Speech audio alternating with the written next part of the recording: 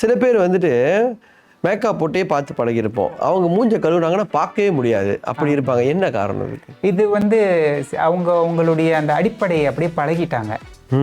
But என்னை பொறுத்த வரைக்கும் வந்து அப்படின்னா முக ஒப்பனை அப்படின்றது வந்துட்டு தேவைக்கு ஏற்பதான்.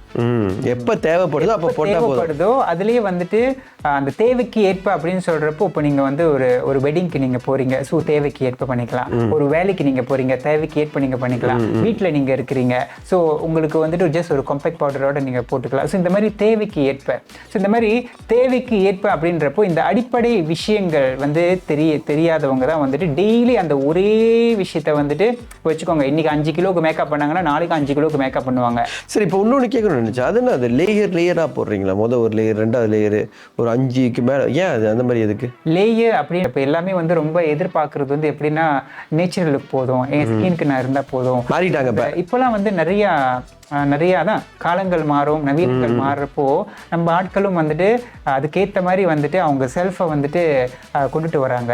ஸோ இப்போலாம் வந்து பார்த்துக்கிட்டிங்க அப்படின்னா எல்லாருமே கேட்குறது வந்து என்னன்னா, நான் சிம்பிளாக இருந்தால் போதும், சிம்பிளாக நேச்சுரலாக இருந்தால் போதும், நேச்சுரலாக இருந்தால் போதும், என்னோட ஸ்கினுக்கு ஏற்ற மாதிரி நீங்கள் பண்ணி விட்டா போதும், இதைத்தான் எதிர்பார்க்குறாங்க. அந்த காலத்துலலாம் அந்த மாதிரி இல்லை.